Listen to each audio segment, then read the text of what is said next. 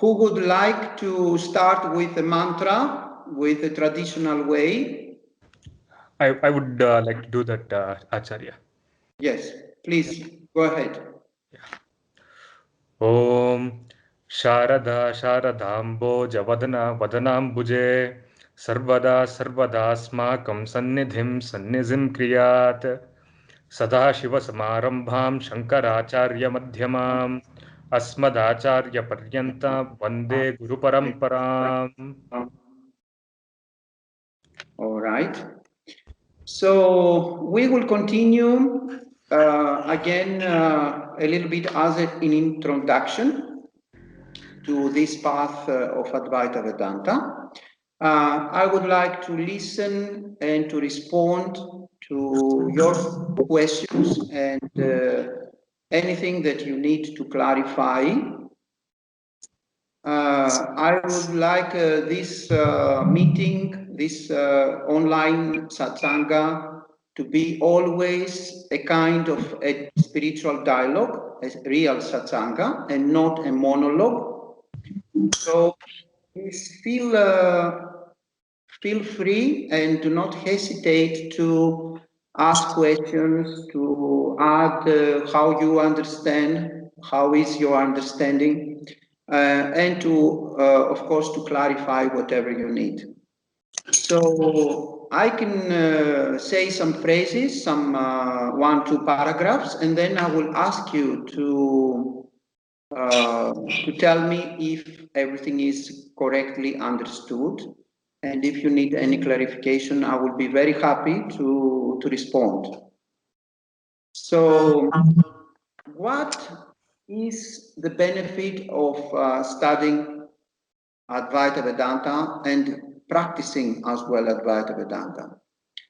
Well, first of all, it is about experiencing permanently happiness, peace, and bliss. If we will do a very deep scrutiny, we will find out that the worldly things cannot offer to us permanent happiness, bliss, and peace.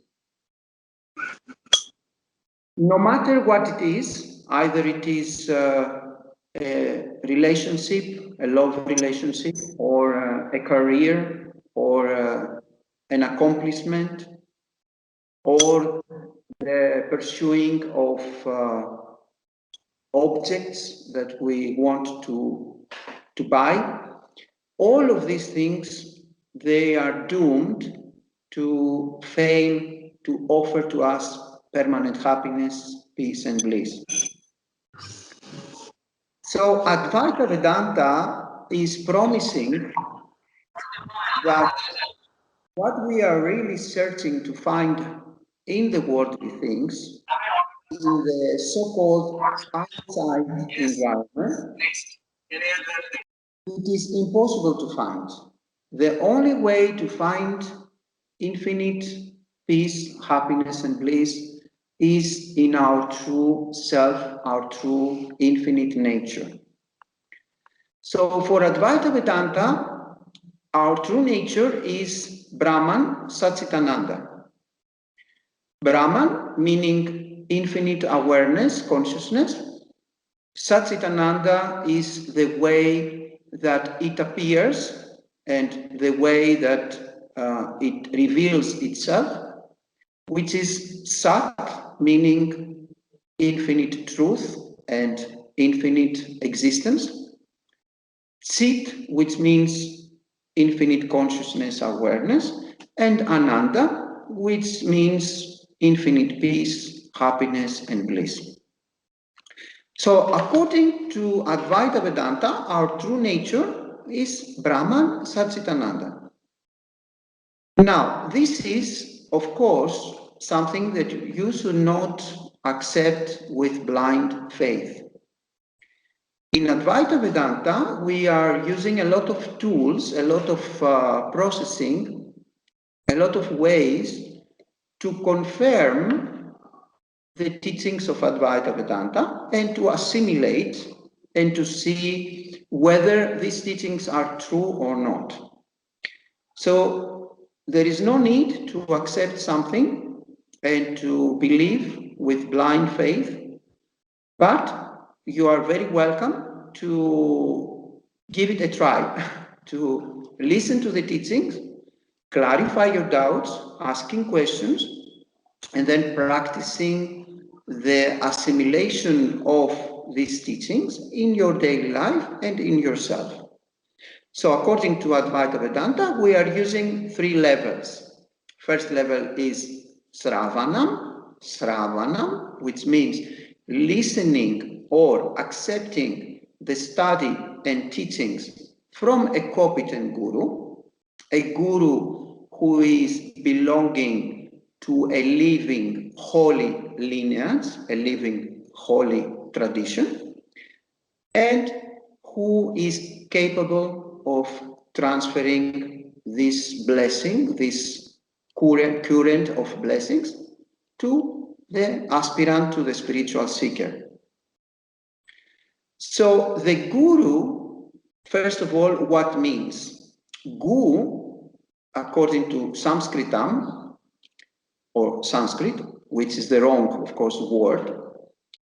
Sanskritam, for Sanskritam, Gu means darkness, ignorance, and Ru means the one who can remove darkness and ignorance. So if at any point, at any time, a guru, a person is able to remove at least a small part of darkness or ignorance in ourselves, we can consider that he's a real guru. Now, of course, there are levels of gurus. There are gurus who are amazingly able and capable to remove a lot of darkness, a lot of ignorance, and there are others who are able to remove a little bit and not so quickly, not so fast. Anyways, a guru can be even a kid who is saying to us one day something that it is awesome, and we say, wow, that was very, very, very important, what this kid was saying. A guru can be also nature, can be the sun. The sun is one of the greatest gurus. Why? Because the guru is removing darkness. But how the sun is removing darkness in nature, and how the sun is able to offer so freely and so incredibly out of its infinite capability, so much light and the life force prana. So of course the sun is not only what we see as this ball of light. The sun is also an intelligent being, an apparent intelligent being, where in Sanatana Dharma we worship. So one of the greatest gurus is the sun. Another sun, another real giver of the truth, of removing darkness and ignorance, is the Sastram, the sacred scriptures. So we call them pramana, which means a means of getting knowledge. So Advaita Vedanta or Advaita Vedanta path or Jnana Yoga, the yoga of self-knowledge, is a kind of pramana, is a kind of a revealer, a giver of self-knowledge.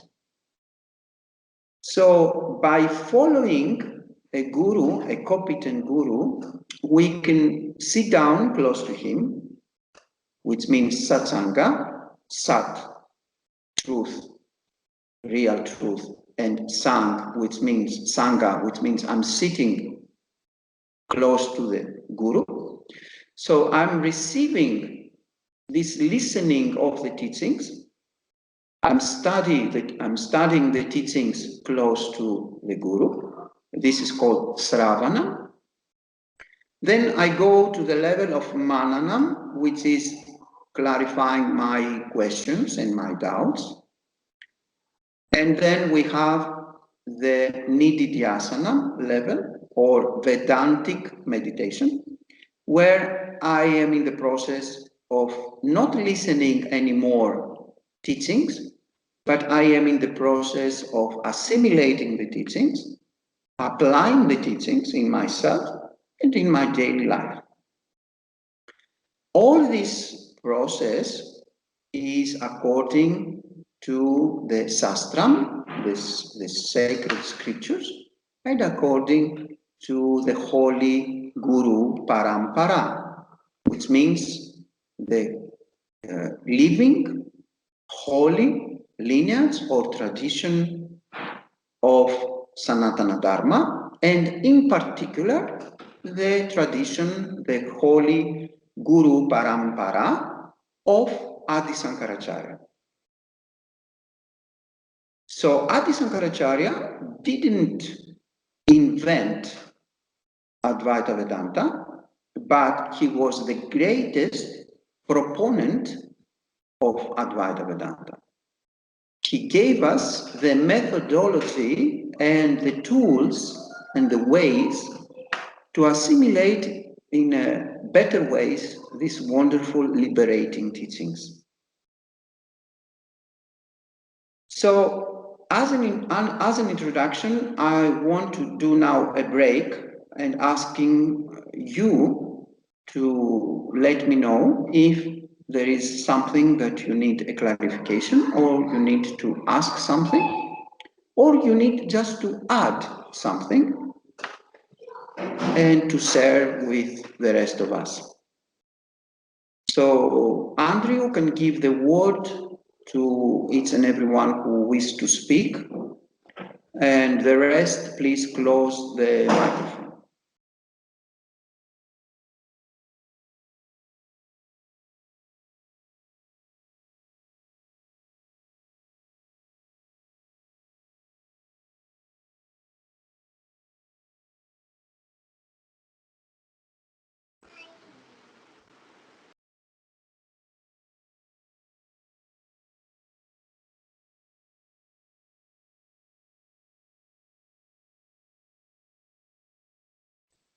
So if there are no there is no need for clarification or a question, I can go ahead, I can continue.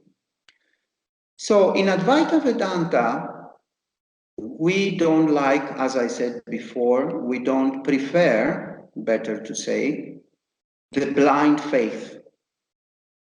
We use the Sastram, we use the teachings, we use Bhasyams, which means the commentaries of great sages like Adi Sankaracharya and others, and we try to fully understand and assimilate the teachings, and of course to apply in ourselves and in our daily life.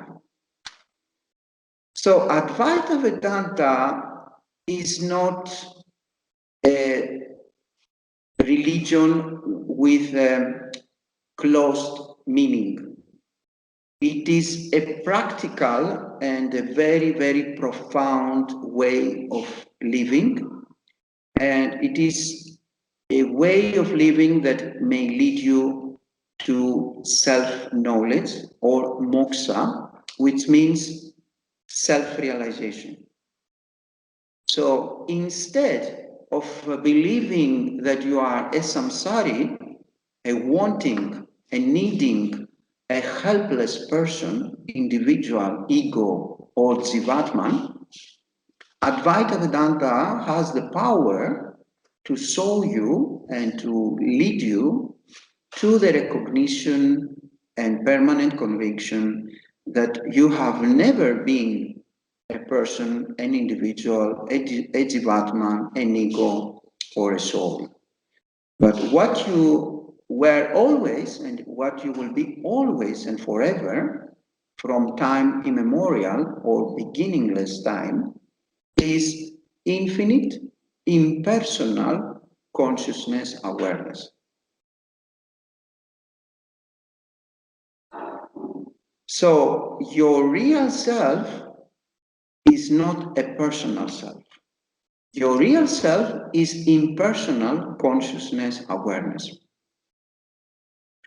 The entire universe, the infinite numbers of beings, apparent objects, are just modulations or fluctuations in you consciousness. So if we could say that you are an ocean, all that you see as waves in the ocean are just modifications or fluctuations or modulations of you, the consciousness ocean, the ocean of consciousness, or the water of the ocean. So we perceive waves in the ocean. We say these are different waves, but in reality, the waves are just the same water appearing as different waves. With the same way, we can explain with the ornaments or the jewelry of gold. If we take a gold jewelry, in reality, if we say this is a ring, in reality, the ring is not anything else except gold. But we give it the name and form ring. We use this label or this concept of that this is a ring. But in reality, the ring is only a label. In reality, the ring is only gold. And the existence of the ring is only the goldness of the ring. There is no ringness in the ring. Allow me this playing with the words. So there is no ringness, there is no such thing as ringness. There is such thing as goldness, as gold. But the ring does not exist. The gold does exist. So we give it names and forms to everything in the universe, and we believe gradually that all these apparent things have inherent existence. But in reality, everything appears and disappears in ourselves, in our consciousness, just like us in the dream in the night. We may have a dream that we are traveling somewhere, let's say New York. We walk in the streets, we are experiencing people, we are experiencing the appearance of cars. We may be there with a friend, we may enter a restaurant, we may have dinner, and suddenly we wake up and we realize that the New York, ourselves as the character who was interacting in the dream, and the friends and the cars and the buildings and everything, was just modulations or modifications in our own consciousness. So it is the same with what we call the waking life or the waking state. It is not anything else than dream.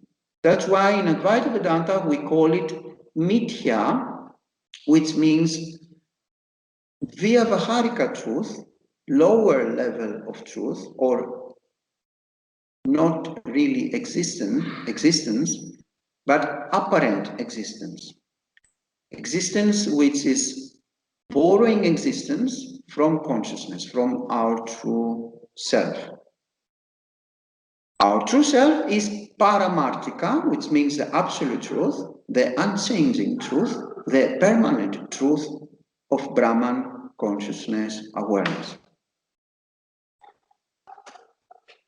So I think I'm going a little bit more deeper. So I will do a break and ask you to ask any question or to, if you want any clarifications or any doubts.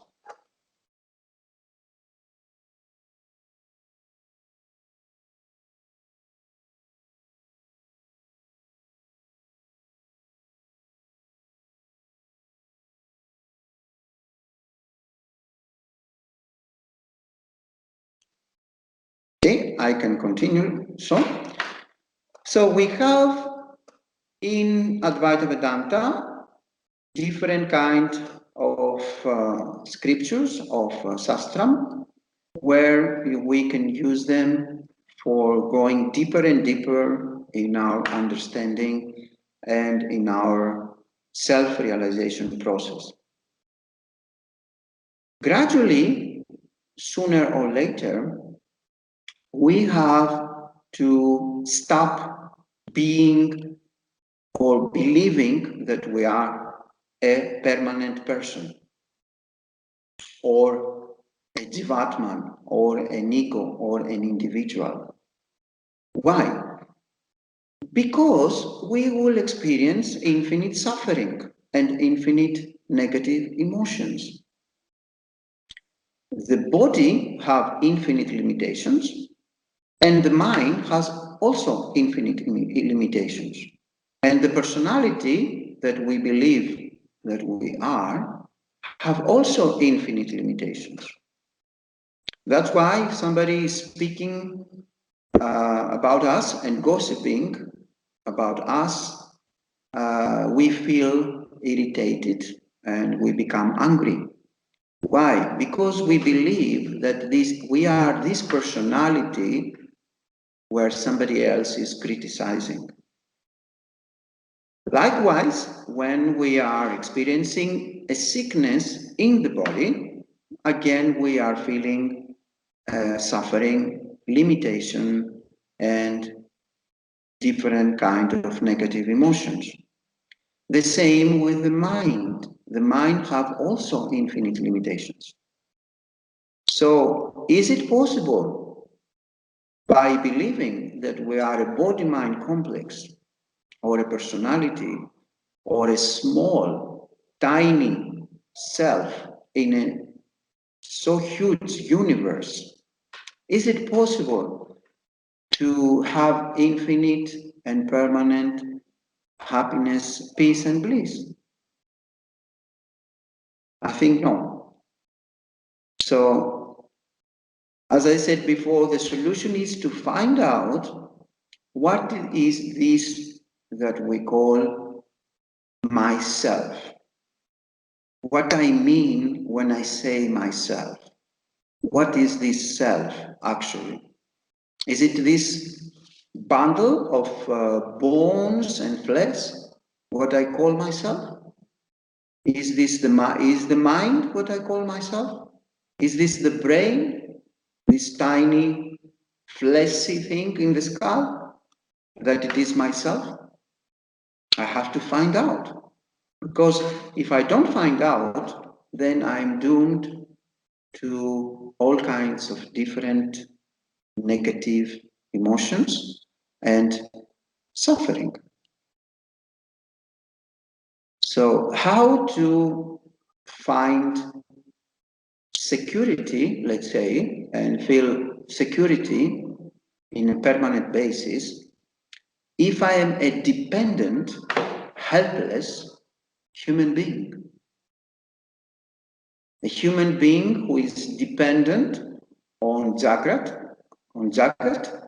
or to humanity, or to the world, to the universe, or to my relationships, or to my boss and my career, or to my relationship with my husband or my wife. If I am dependent in anything of this world for permanent security, happiness, bliss, and peace, then I'm just in delusion. I'm just making myself more and more in a trap. I put myself in a cell, and giving the responsibility to others or to so-called the God to give me what I need. So it is like I want to live forever inside a hospital in order, in case I will be sick, to receive quickly medicine help, or help from doctors, or any kind of help that I need. So a samsari, a wanting person, a needing person, a helpless person, is the one like this example, the one who wants to live permanently inside the security of a hospital. So even the dependence from God has to be overcome at a mature spiritual level. We start, a common human being is, of course, is starting from being dependent from the society, from others, and from the world, and gradually can become mature spiritually and be dependent from God, and gradually has to be dependent only from his true self, his infinite self, as awareness Brahman.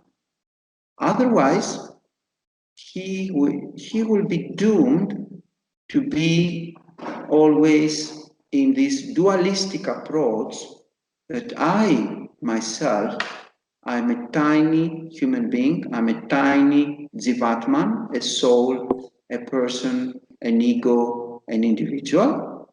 And somewhere out there, out of me, there is something that I call God, who can give me what I need, who can give me the security that I need, who can give me the objects that I need, or the health that I need, or the relationship that I need, and so on and so forth.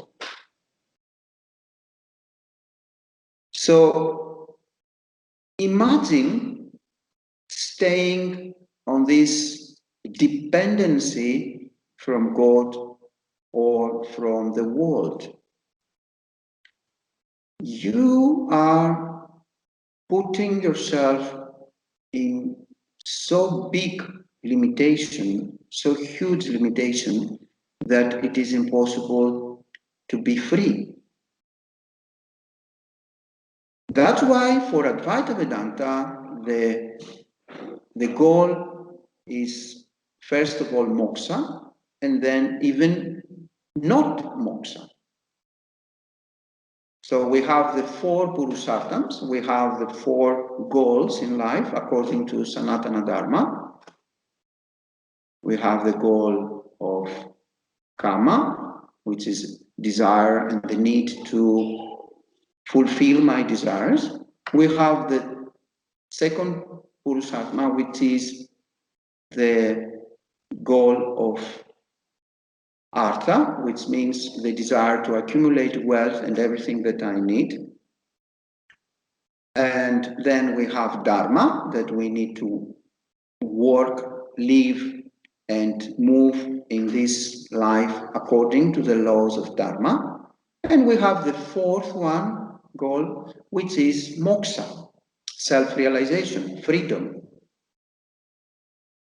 But sooner or later, we can realize that even Moksha, even the desire of Moksha, which is the highest desire and the highest need of the most mature spiritual seeker, have to be overcome.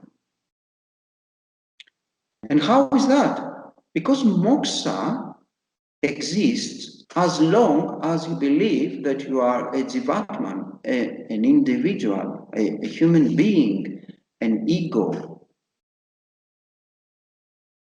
As soon as you realize, as soon as you discover that your true nature have never been an individual, but it was always infinite consciousness, awareness, Brahman, then where is the need of moksha? So moksha appears as a desire for the ajnanis in reality, for those who have ignorance and live in darkness. Even this, the highest goal of human life, which is moksha, has to be overcome. Because simply, we have never been in bondage, in slavery. It is only an illusory bondage. It's only an illusory slavery. It never happened and will never happen. Our true nature is Nithya Muhkta, always and forever free, always the only enlightened one, Brahman awareness. This is what we are.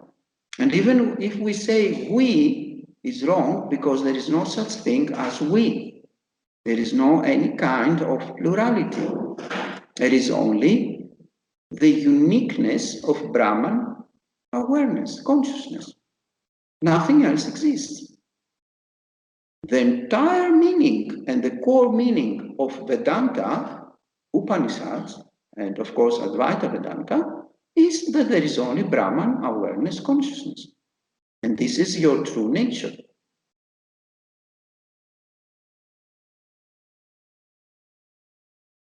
So let's say for one more break to check if you want to ask something, to add something, or to clarify something.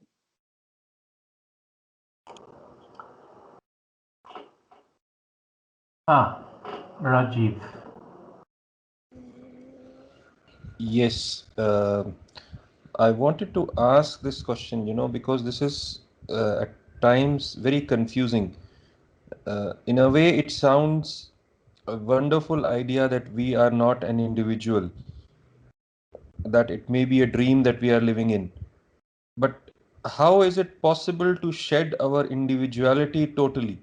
Because if we are to start behaving like a non-individual, we will not be able to do our work, lead our life with other physical beings that constitute our family, our friends, our society.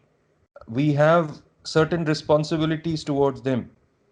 How will we take care of them by living like a non-individual, as if we do not have an ego, or we are like, as you say, sansari, so we are a non-sansari?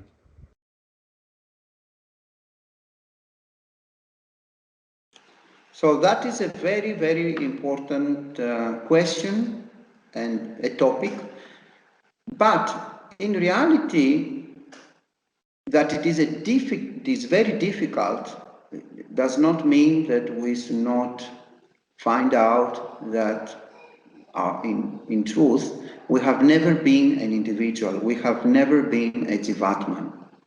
Now, the Shastram, the scriptures, have never say or convey that you have to abandon your dharmic duties as a family person, as an employee or an employer, or any duties that you have according to your varnasrama or whatever.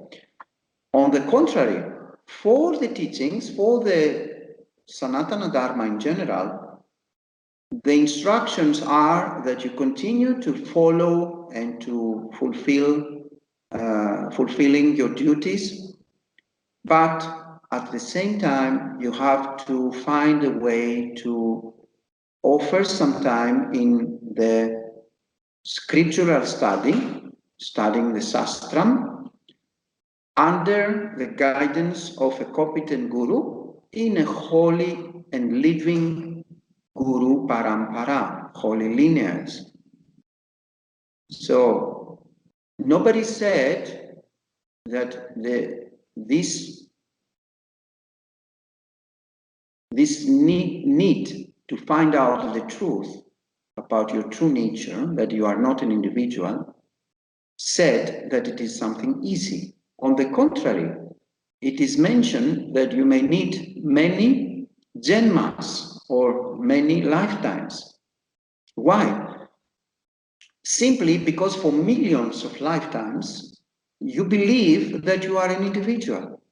For millions of dream lifetimes, you are sure and you have this conviction that you are an individual, that you are a Jivatman. How you can change that in one lifetime? It is completely difficult and very, very serious problem. That doesn't mean that you should not do it. When something is difficult, it doesn't mean that we should abandon that effort. So, of course it is difficult, of course it is not easy at all, but that doesn't mean that we have to do something else. There is no other way. The only way is, along with fulfilling our duties, to try to find enough time to go under the guidance of a guru in a living, holy Guru Parampara, study the scriptures, doing sadhana, spiritual practice, and fulfilling the highest goal of life, which is moksha. Now, as we are fulfilling our duties, it has to be under the regulation of Dharma, of the Dharmic rules, how are prescribed in Sanatana Dharma Sastram. So we go to the work, we go to the office, or whatever is our work or duties, but we try to follow the Dharmic rules. At the same time, we try to find 1 hour every day minimum to dedicate in self-knowledge and scriptural study and spiritual practice, sadhana. There is no other way.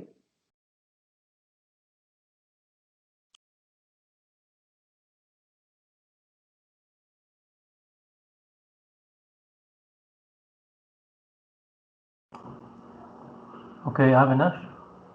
Yeah. Namaste, Acharya. So when you were mentioning about the moksha, the concept of moksha, so there is this generic idea or colloquial idea about moksha as not having the rebirth again in the future. So the another meaning of which we can derive by scriptures, other thing is moksha is to attain the self-realization and getting the freedom from the bounds of ignorance or maya. Uh, what we call as vastava, or according to you, how do you put across the perspective about moksha? So is it not having the rebirth, or having the enlightenment? Thank you. So moksha is the highest goal of a human life. According to Sanatana Dharma, it is the highest goal. But moksha exists only for an ajnani, not a jnani, not a self-realized one. Why? Because moksha appears at a mature spiritual understanding that I have never been someone in the first place. What means moksha? It means that I see now I'm completely recognizing and I'm completely convinced that I have never been an individual, I have never been a Jivatman, and I have been always and forever Brahman, consciousness, awareness. That is moksha. Moksha is not something that you create anew. Self-realization, enlightenment is not something that you are creating anew, that you can attain. Moksha, self-realization, enlightenment is just a permanent recognition and conviction that what I was always and forever and what I will be always and forever is Brahman. Aham Brahmasmi. I am of the nature of Brahman. My nature is Brahman. I am Brahman. Aham Brahmasmi. Aham, I am Brahman. So, moksha is something that it is also in the level of Nithya. It is also part of the dream. When you awake, when you are on the level of awakening, you realize that what we call moksha is also part of the dream. Then you laugh because you say to yourself, not to the ajnanis, not to those who are not jnanis, self-realized, you laugh and you say to yourself, I'm not somebody who is now self-realized. I have never been somebody. I was always and I will always be infinite consciousness, awareness, Brahman. So moksha is also in the level of mithya, vyavaharika, level of understanding. It's not paramarthika. That's why in the most advanced scriptures like Astavakra Gita, Avadhuta Gita, and Ripu Gita, we can see that in reality there is no such thing as moksha. It is only in the level of the dream vyavaharika level.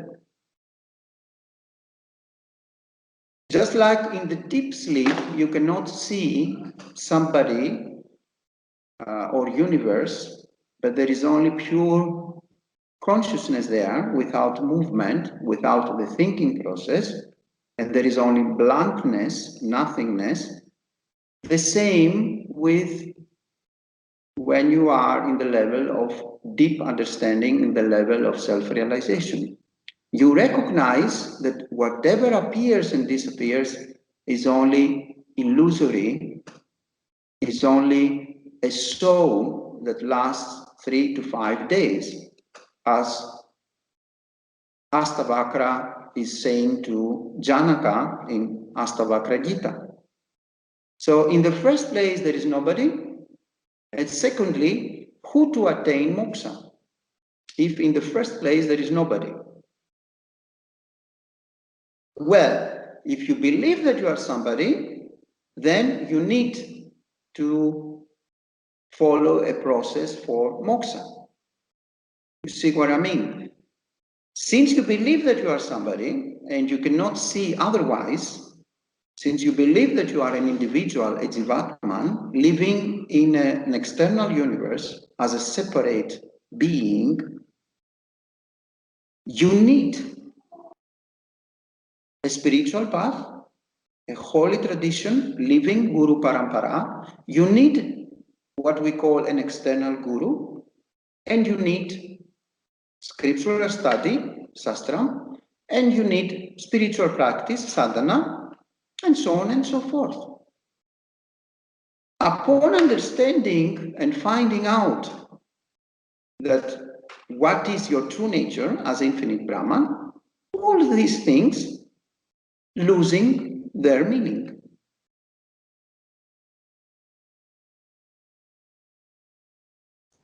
Let me know if you need more clarification. No, that was very comprehensive, Acharya. Thank you so much. I have a question. Yes, go ahead. Are there any physical processes that makes us automatically get tuned to Advaita philosophy?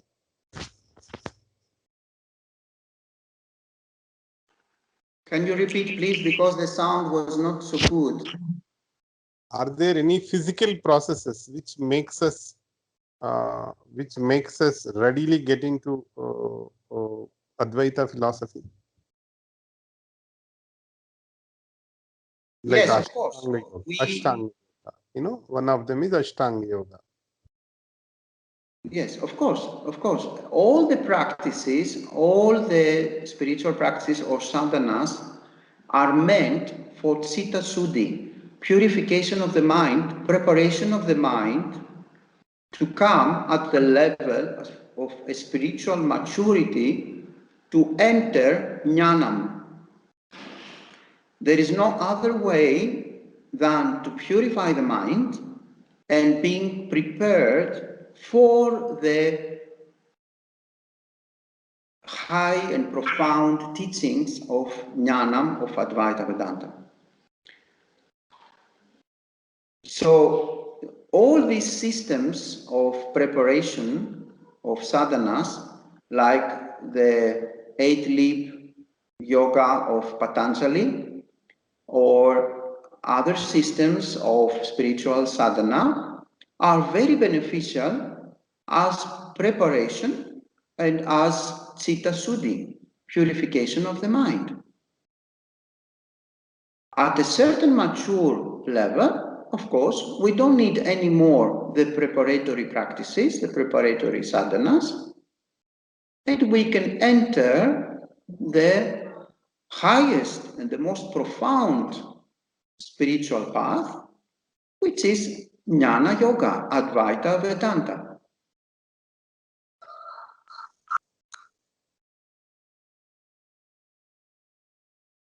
Sure. All right. Okay.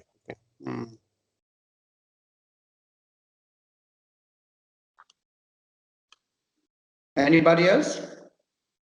Hello, Swamiji. This is Amit. Yeah, I just have one doubt. So I have read that we have already lived this life many times, and it is going, and we are going to live this time, the moment that we are discussing. We have already lived this moment, right? And we are going to live this moment in future as well, maybe billions of years ago. So is it true? Yes, first of all, the time and the space are only conceptual, mental. They're only in the level of nama rupa. They are on the level of vyavaharika, not absolute truth, but relative truth. So to speak about time and space and about anything that appears and disappears in time-space continuum is on the level of Maya, of Mithya. Of course, we know from the scriptural study, we know that Brahmaji have the day and the night. We have pralayam, we have the manifestation, projection of the universe, and then we have universe in a dormant state. But we should focus not in the apparent things or the apparent universe, the apparent beings, and the apparent objects. If we really want jnanam, if we really want moksha, self-realization, enlightenment, we should focus on the scriptures and the practices and the guidance of a Satguru, of a true Guru, who can lead us to the profound discovery, to the profound understanding, recognition, and permanent conviction of our true nature as Brahman, as infinite consciousness, awareness. So I just wanted to ask, if suppose we are going to do the same actions, so how do we get the moksha? How we will get the moksha if we are going to perform the same actions again and again? So when we Well, will get out of this cycle? yes, but the one who is asking do not exist.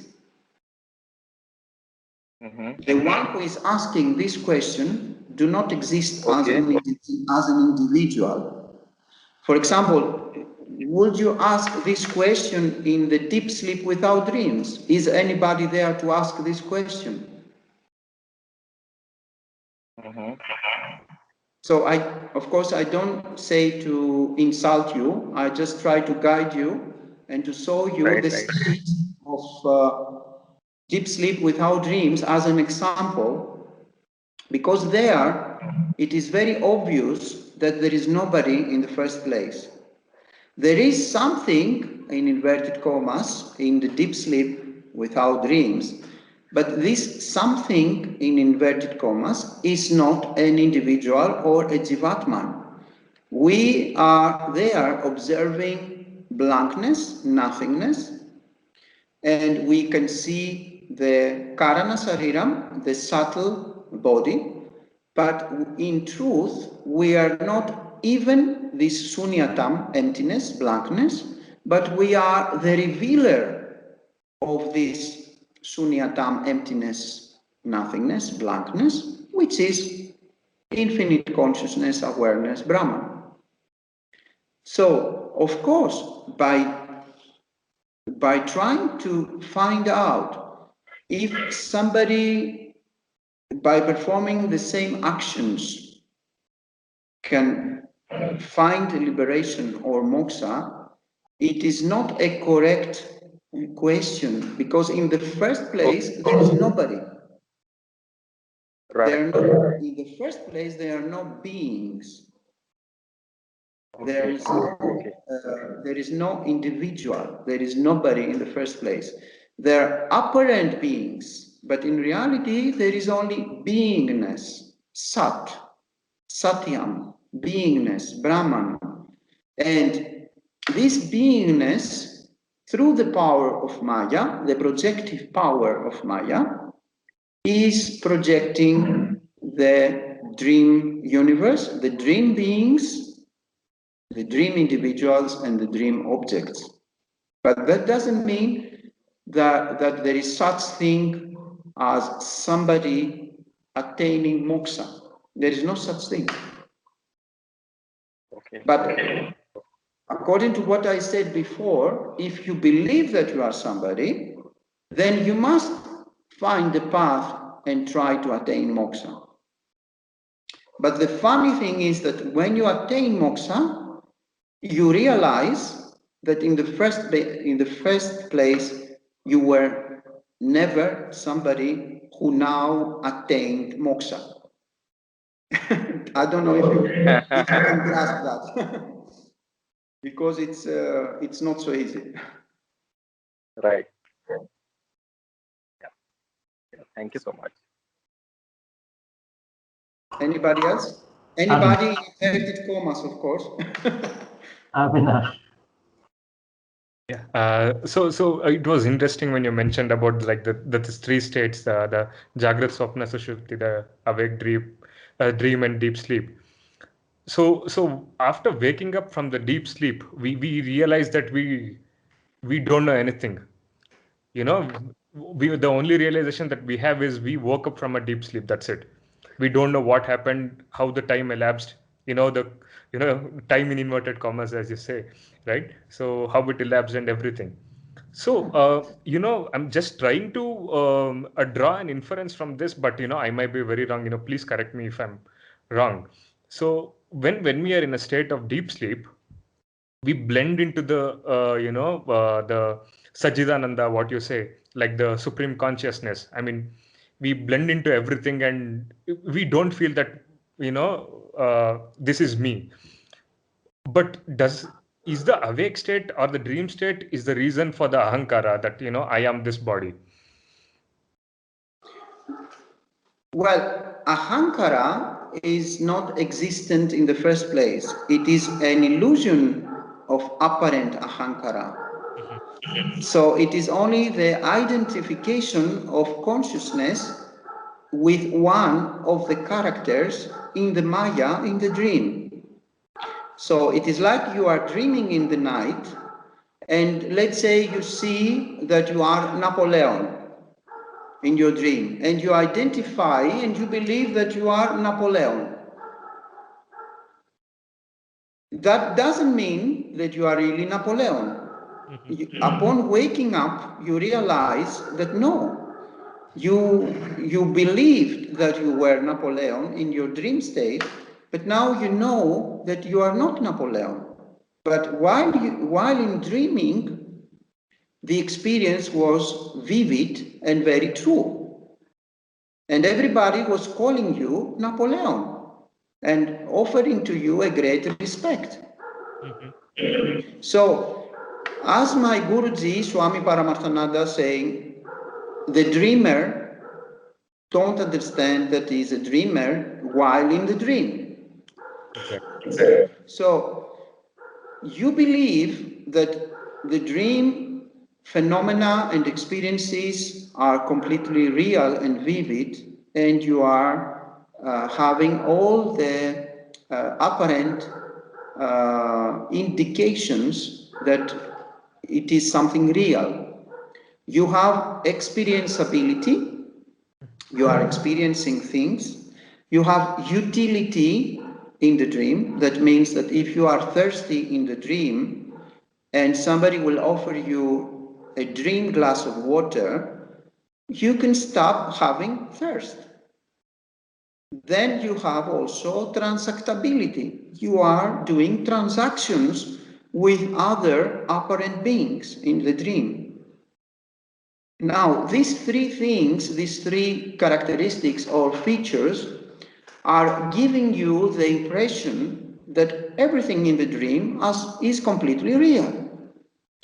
Upon waking up, you realize that although there was transactability, experienceability, and utility, no matter that, you realize that it was fake. It was not real. The same with what we call the waking state. It is also a dream. It is also a projection. But again, we fall into the trap again because of these three things, which are, again, transactability, utility, and experienceability. But we must focus on the screen of consciousness, on the background that we are, the revealer that we are, and the consciousness that we are, the screen where everything appears and disappears. You know, everything, if you look at it closely, everything appears and disappears. There is emotions appearing and disappearing. Thinking, thoughts appearing and disappearing. Relationships appearing and disappearing. Phenomena appearing and disappearing. Sensations appearing and disappearing. Perceptions appearing and disappearing. Where do they appear and disappear? They do appear and disappear in you, in consciousness. The entire universe appearing and disappearing in you, consciousness, in you, the screen of consciousness. And although all these things are appearing and disappearing, you, the background of consciousness, remaining always unattached, unaffected, and always changeless. So you have to be something, your real self, what you call myself, have to be something that does not appear and disappear, but it is always the same permanent principle. Because the somebody that you may believe that you are, in the deep sleep without dreams, disappears. So how you can be somebody who every night in the deep sleep without dreams disappears together with what we call the external universe and all the rest of the apparent beings and the apparent objects. Although what is there in the deep sleep without dreams, revealing the emptiness, the blankness, the nothingness of the deep sleep is always the same. And that is what we call in Advaita Vedanta Turiyam, according to Mandukya Upanishad. So our true nature is that state which is beyond any kind of state, which is the background where the rest of the three states appearing and disappearing. Just a small follow-up question, Acharya. So sometimes there are dreams where we get indications, about the future, or some things to do, or some incidents that's gonna happen, or anything. I myself have experienced that.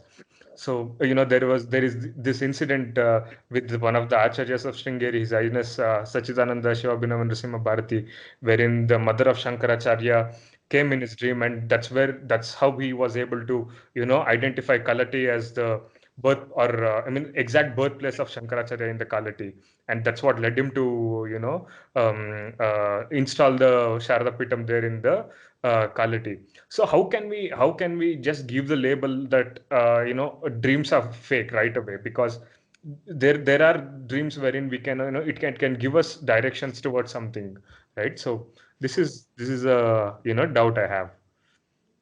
Yes, this what we call apocalyptic dreams or visions are not real in the category of the dream state. They are messages from our higher self or consciousness, our true nature, and they are not really a dream. They are another category, what we call a vision or an apocalypse, from an apocalyptic vision from our true self. And of course, these kind of visions are very useful most of the times for our spiritual progress. And also, even in the worldly situations, sometimes we may have messages in our dream state where we receive guidance or instructions how to deal or how to solve daily problems or serious problems in our lives. This, of course, is not useless as the usual dreams. But again, even what we call the useless dreams or dreams which are just repetitive or without any meaning also are useful. In which sense? In the sense that in the dream state, the body-mind complex is able to exhaust any kind of tensions and accumulations of tensions and problems and sufferings from the last period of life, and especially the last day and the last days. So even the simple dreams are very useful because it is a way of a mechanism of exhausting tension and negative energy that has been accumulated in the body-mind complex. Thank you, Acharya. Anybody else?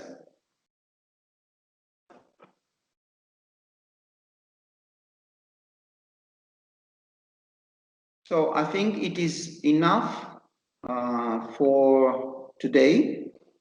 Who would like to give us a closing mantra to close our Satsanga for today?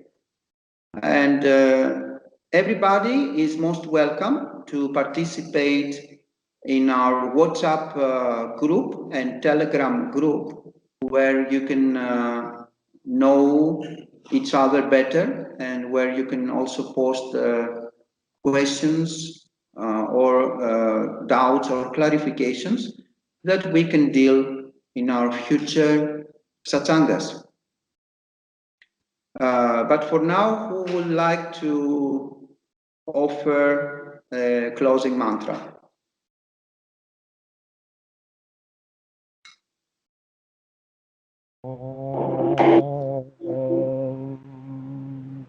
Purnamata Purnamidam Purnat Purnamudachyate Purnasya Purnamadaya Purnameva Vashishyate Om Shanti Shanti Shanti Harihi Om Shri Gurubhyo Namaha Harihi Om